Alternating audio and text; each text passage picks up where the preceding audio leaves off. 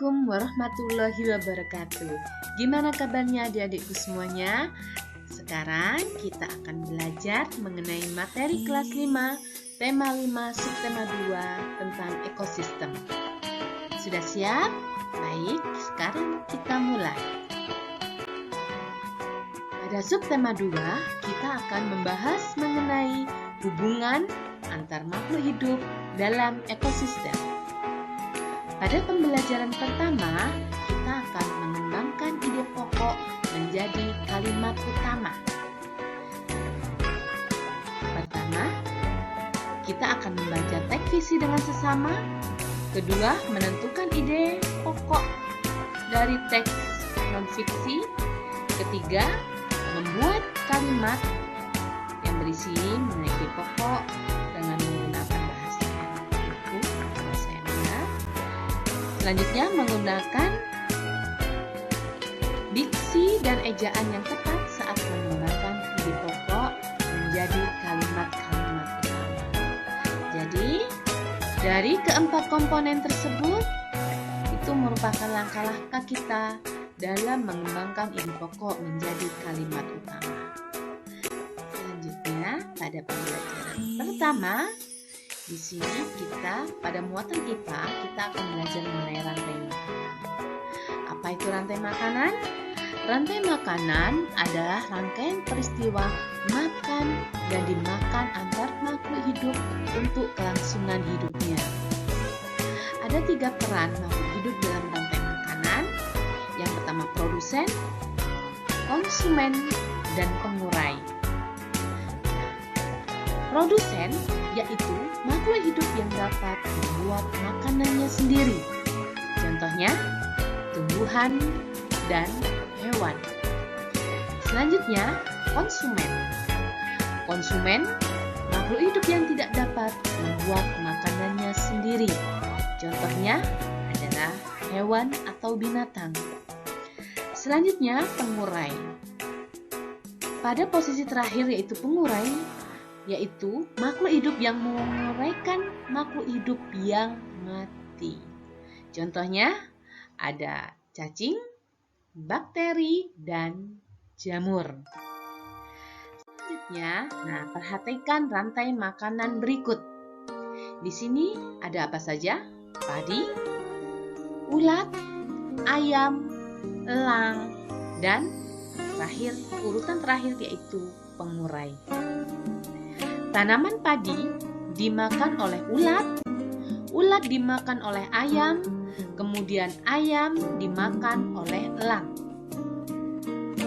Saat mati, tubuh elang akan diurai oleh makhluk hidup seperti pengurai, yaitu bakteri tanah, cacing tanah, dan jamur untuk dijadikan nutrisi bagi tumbuhan. Selanjutnya, pada pembelajaran kedua, kita akan belajar mengenai aliran energi dan siklus nutrien dalam rantai makanan. Perhatikan tanda panah yang berwarna gelap ini merupakan siklus dari nutrien, dan warna yang berwarna transparan ini berikut adalah aliran energi. Apa itu siklus nutrien? Siklus nutrien merupakan perpindahan dan pertukaran materi organik dan anorganik kembali ke produksi materi. Sedangkan aliran energi merupakan jalur yang searah dan non-siklik. Sedangkan pergerakan nutrisi mineral bersifat siklik. Perhatikan dengan seksama siklus dari nutrien dan aliran energi berikut. Selanjutnya, masih pada pembelajaran kedua, kita akan mengembangkan ide pokok menjadi paragraf non-fiksi. Berikut hal-hal yang perlu dilakukan untuk menulis paragraf non-fiksi dari ide-ide pokok tersebut dalam sebuah teks. Yang pertama, dengan menentukan topik yang akan dikembangkan. Yang kedua, membuat daftar kosakata sebanyak-banyaknya. Dan yang ketiga, membuat kalimat utama dengan mengembangkan ide pokok. Selanjutnya yang keempat, memberi informasi tambahan dari berbagai sumber. Yang kelima, menyusun kalimat utama dan kalimat penjelas sesuai urutan sehingga menjadi sebuah paragraf non-fiksi. Nah, perhatikan, itulah hal-hal yang perlu diperhatikan untuk menulis sebuah paragraf non-fiksi. Selanjutnya, kita akan belajar mengenai properti tari daerah dan fungsinya. Nah, properti itu fungsinya untuk apa? Yaitu memberikan keindahan pada tarian. Yang kedua, media untuk menyampaikan makna tarian. Berikut adalah berbagai contoh properti tari. Yang pertama ada kipas, ada selendang, ada topeng, ada piring. Nah, pernah nggak adik-adik melihat ada penari yang menggunakan kipas? Nah, pasti kalian akan menjumpai, baik itu lewat media televisi ataupun media cetak. Ada juga topeng, ada tari topeng, tari piring, dan juga setiap penari itu juga ada yang menggunakan selendang. Nah, selanjutnya pada masih pembelajaran kedua, muatan SBDP, dari properti tari daerah dan fungsinya. Nah, properti tari juga dapat menunjukkan ciri khas tarian atau tema tarian. Berikut ini, adik-adik perhatikan, ada lesung, ini namanya lesung. Ada 3 orang penari. Nah, jadi apa maknanya? Alu dan lesung dalam tari bendrong. Ini merupakan nama tarian bendrong. Alu dan lesung dalam tari bendrong lesung membantu menggambarkan kegiatan masyarakat Banten saat menyambut datangnya musim panen. Nah, jadi mereka memaknai suatu peristiwa dengan digambarkan dengan tarian. Nah, selanjutnya pada pembelajaran ketiga, kita akan membuat ringkasan berdasarkan ide pokok dan informasi penting. Berikut hal yang perlu diperhatikan saat membuat ringkasan teks non-fiksi. Nah, adik-adik harus paham bahwa semua dalam membuat ringkasan teks non-fiksi harus perlu diperhatikan cara-caranya. Nah, pertama, membaca teks non-fiksi dengan seksama. Kedua, menentukan ide pokok dari teks non-fiksi. Ketiga, menyusun ide pokok tersebut ke dalam beberapa kalimat. Yang keempat, memperhatikan pemilihan kata dan ejaannya. Nah, ini merupakan hal yang sangat penting untuk diperhatikan. Nah, selanjutnya pada muatan IPS, nah, lihat gambar berikut. Nah, itu adalah sebuah pabrik teh. Itu merupakan sebuah pabrik teh yang ada di pegunungan biasanya. Nah, kita akan belajar mengenai kegiatan ekonomi berdasarkan penampakan alam di sekitar. Ya, kegiatan ekonomi akan menyesuaikan kondisi alam di sekitarnya, terutama kegiatan ekonomi yang menggunakan bahan baku alam. Yang kedua, kegiatan ekonomi dapat dilakukan di sekitar sumber bahan baku untuk memudahkan pemenuhan bahan baku. Nah, seperti gambar di samping bahwa di sini ternyata ya tempat untuk membuat teh. Ini bahan mentahnya dulu, nanti ada prosesnya sehingga dapat kita konsumsi atau dipasarkan. Pada muatan PPKN, kita akan belajar mengenai proklamasi kemerdekaan Indonesia. di mana proklamasi kemerdekaan Indonesia dibacakan pada hari Jumat, tanggal 17 Agustus 1945 pada pukul 10.00 waktu Indonesia Barat. Naskah proklamasi dibacakan di Jalan Pegangsaan Timur. Hafal nggak teks proklamasi? Ya, jadi kita harus tahu sejarahnya dari proklamasi kemerdekaan Indonesia, siapa yang mengkumandangkan, siapa yang membuatnya, dan siapa yang mengetiknya. Berikut adalah teks proklamasi. Ibu bacakan. Proklamasi kami bangsa Indonesia dengan ini menyatakan kemerdekaan Indonesia.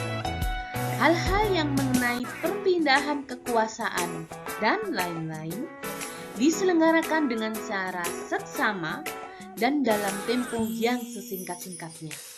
Jakarta, 17 Agustus tahun 1945, atas nama bangsa Indonesia, Soekarno-Hatta.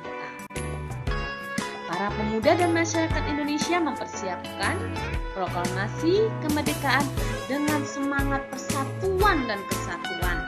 Nah, sebagai generasi pemuda kalian harus selalu semangat, dan perjuangan kita sekarang apa? Dengan belajar. Ya, kita tetap berjuang tapi dengan cara yang berbeda. Kalau dulu dengan berperang, sekarang kita akan belajar sekarang kita akan berjuang dengan belajar, ya. Penampakan alam dan kenampakan buatan. Perhatikan kedua gambar tersebut. Pada gambar sebelah kiri yaitu pelabuhan dimanfaatkan sebagai tempat pemberhentian kapal laut. Nah, di situ kita bisa lihat aktivitas yang terjadi. Ada berbagai barang atau peti kemas yang ada di pelabuhan. Jadi, bisa perdagangan disalurkan atau tempat pemberhentian kapal tersebut untuk menaruh barang-barang. Selanjutnya, pada gambar sebelah kanan di situ perkebunan yang dimanfaatkan untuk menghasilkan suatu produk ataupun di situ yang jelas merupakan perkebunan teh.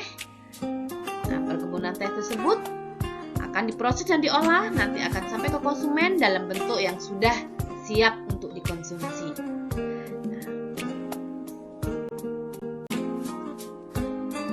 Menggali informasi dengan membuat pertanyaan. Pada muatan bahasa Indonesia, hal yang perlu dilakukan untuk menggali informasi dengan membuat pertanyaan. Nah, apa yang perlu lakukan? Apa yang harus dilakukan? Pertama, membaca isi teks dengan sesama. Jadi, harus dipahami maksud dan tujuan dari teks tersebut. Yang kedua, buat kalimat tanya yang berkaitan dengan isi teks tersebut. Kalimat tanyanya apa? Mengenai apa? Nah, itu harus disiapkan terlebih dahulu sehingga kita akan lebih siap dan dapat terencana untuk menggali sebuah informasi. Pembelajaran 4, muatan PPKN. Di sini kita akan belajar mengenai persatuan dan kesatuan dalam mengelola sumber daya alam. Nah, salah satu wujudnya yaitu dengan bekerja sama. Dapat kita lihat pada gambar tersebut. Di situ ada tambak garam, ada beberapa orang, dan mereka juga sedang berkomunikasi. Artinya apa? Bahwa mereka saling bekerja sama sehingga pekerjaan mereka akan cepat selesai dan juga akan terjalin persatuan dan kesatuan. Pada pembelajaran 5, muatan IPA mengenai hubungan makhluk hidup dan ekosistem. Apa itu simbiosis? Simbiosis adalah hubungan timbal balik antara dua makhluk hidup dalam ekosistem yang sama. Selanjutnya, simbiosis mutualisme yaitu hubungan atau interaksi antara dua jenis makhluk hidup yang saling menguntungkan. Dapat kita perhatikan pada gambar tersebut, di situ ada lebah dan ada bunga. Nah, keduanya tersebut adalah simbiosis mutualisme yang artinya mereka kedua-duanya saling menguntungkan dan atau tidak ada yang dirugikan. Selanjutnya, simbiosis komensalisme yaitu interaksi yang menguntungkan satu makhluk hidup, namun makhluk hidup yang lain tidak dirugikan dan juga tidak diuntungkan. Nah, ini terjadi di mana? Terjadi pada ikan yang ada di laut. Kalian bisa perhatikan gambar tersebut ya. Selanjutnya, simbiosis parasitisme yaitu interaksi yang menguntungkan satu makhluk hidup dan merugikan makhluk hidup lain. Contohnya apa? Jelas di sini kita lihat adalah nyamuk. Nyamuk itu sangat merugikan kita sebagai makhluk hidup. Sebagai manusia, jika kita digigit nyamuk, otomatis kita akan terasa gatal dan juga bisa bengkak. Dan ini sangat merugikan sekali bagi kita. Betul? Betul sekali. Selanjutnya, pada muatan bahasa Indonesia, melengkapi informasi teks non-fiksi yang dibaca. Nah, untuk melengkapi informasi-informasi teks non-fiksi yang dibaca, kamu perlu memperhatikan hal-hal berikut. Pertama, membaca teks dengan seksama. Kedua, menggarisbawahi kata kunci atau ide pokok pada setiap paragraf teks. Yang ketiga, menjawab pertanyaan yang diberikan. Nah, itulah caranya untuk melengkapi sebuah informasi. Pada muatan SPDP, kita akan belajar mengenai properti tari dan pola lantai dalam tari irama. Perhatikan, gambar tersebut adalah seseorang ya. Iya, betul. Seseorang yang sedang menari. Kayaknya menari apa ya? Ini adalah menari tarian enggang dari Kalimantan Timur. Tari Kancet Lasan dari Kalimantan meniru gerak burung enggang atau rangkong. Nah, properti yang digunakan adalah bulu burung enggang tiruan yang diikatkan pada jari tangan. Jadi ini bukan bulu asli ya, tapi bulu tiruan. Ya, kita salah satu cara melestarikan kebudayaan kita. Nah, di sini dapat kita lihat di situ ada seseorang yang memakai properti tari merak. Ini dari Jawa Barat meniru gerakan tari merak. Nah, properti apa yang digunakan? Yaitu ada selendang, ada motif yang menyerupai burung merak.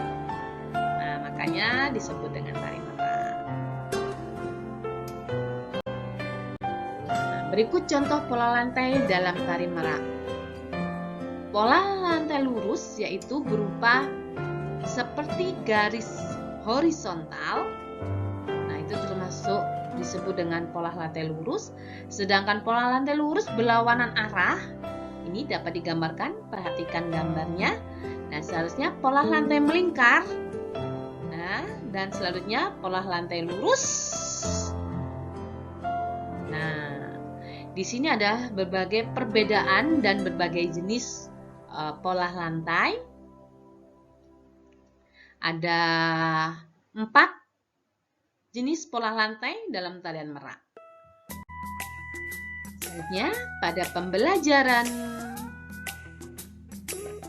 ke-6, muatan PPKN mengenai semangat kekeluargaan dan gotong royong. Perhatikan gambar. Nah, di situ ada kelihatan ada adik-adik, ada siswa-siswa, sedang bekerja sama. Mereka membersihkan halaman sekolah. Ada apa aja kegiatannya? Ada yang menyiram, ada yang merawat tanaman, ada yang menyapu. Nah, disitulah rangkaian dari kegiatan gotong royong yang dapat menumbuhkan semangat kekeluargaan. Nah, semangat kekeluargaan adalah sikap memperlakukan orang lain seperti halnya kita sendiri. Selanjutnya, manfaat dari semangat kekeluargaan apa? Antara lain, yang pertama, dapat meningkatkan persatuan dan kesatuan. Yang kedua, mencegah perpecahan serta menciptakan hubungan yang harmonis antar sesama. Itulah berbagai manfaat semangat kekeluargaan. Nah, pada muatan bahasa Indonesia, kita akan menulis teks non-fiksi berdasarkan informasi dan artikel. Nah, artikel, apa itu artikel? Artikel merupakan sebuah karya tulis atau tulisan yang berisi informasi berdasarkan fakta atau kenyataan. Nah, carilah informasi penting yang terdapat pada artikel, lalu kembangkan menjadi pikiran utama. Ingatlah kembali langkah menulis teks non-fiksi dengan mengembangkan ide pokok yang kita pelajari pada pelajaran sebelumnya, ya kan? Nah, artikelnya dapat dilihat dari mana? Bisa kita lihat dari koran, majalah, ya. Selanjutnya, pada muatan SBDP mengenai pementasan tari dengan iringan musik. Iringan musik dalam tari dibedakan menjadi dua, yaitu pertama, iringan musik yang berasal dari manusia. Contohnya apa saja? Ada tepuk tangan, hentakan kaki, atau nyanyian. Yang kedua, iringan musik dari alat musik. Contohnya apa? Gamelan, rebana, gendang, gambang, komong, dan alat musik band. Nah, itulah dua membedakan iringan musik. Yang pertama dari manusia, yang kedua iringan musik dari alat musik.